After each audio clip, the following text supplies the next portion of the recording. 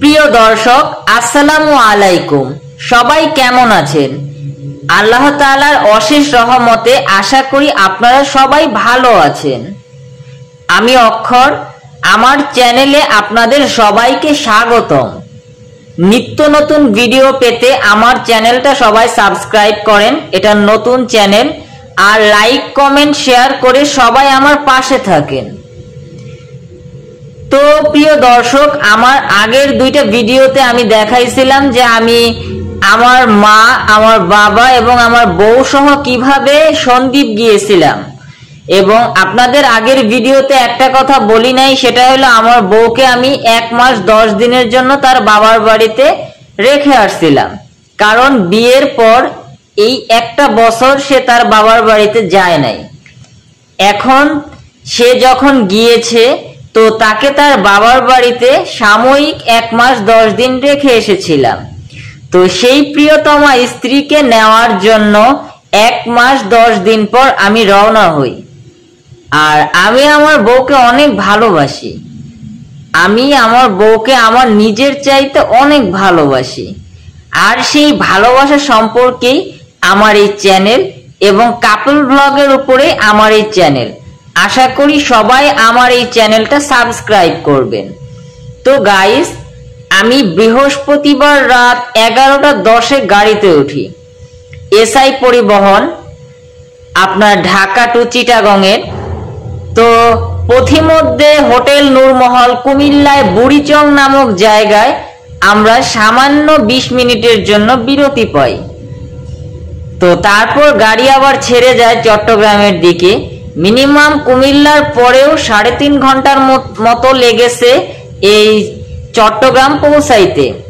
চট্টগ্রাম বড় কুমিরা পৌঁছাইতে কুমিল্লা থেকে 3 থেকে 3.5 ঘন্টাই সময় লাগে। তো গাইস, বিস্তীর্ণ সাগর, সুন্দর দৃশ্য, এরই মাঝেই আমার শ্বশুর বাড়ি।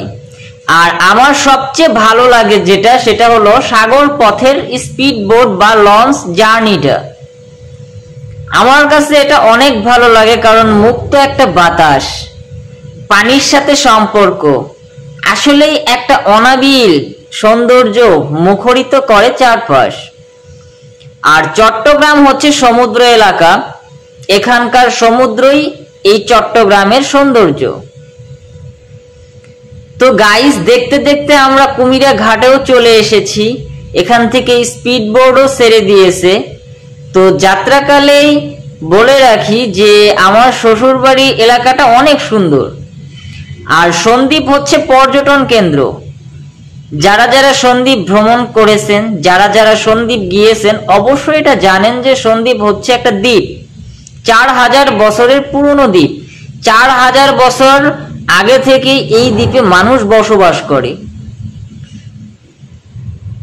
তো আপনারা দেখতে পাচ্ছেন সাগর, বিভিন্ন ধরনের মানুষ এই রুটেই যাতায়াত করে। বড় কুমিরা থেকে গুপ্তছড়া এক নিবিড় সম্পর্ক মানুষের। এই সাগর তাদেরকে ভয় দেখাতে পারে না।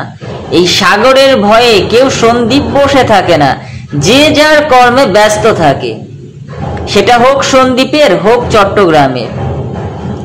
আর চট্টগ্রামের মধ্যে এই সন্দ্বীপটা আসলে অনেক সুন্দর। কয়েকটা আপনার বিচ আছে, যেমন আলেকদিয়া সি বিচ, তারপরে Sitakunda sea beach, Banshbaria sea beach. তার মধ্যে সন্দ্বীপটাই আসলে অনেক ভালো। সন্দ্বীপের দৃশ্য কিন্তু অনেক ভালো।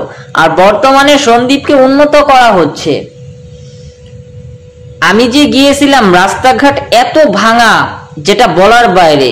এখানে 2 লেনের সুন্দর রাস্তা করে দিচ্ছে সরকার, যাতে এই সন্দ্বীপে গাড়ি এবং ট্রাক যাতায়াত করতে পারে।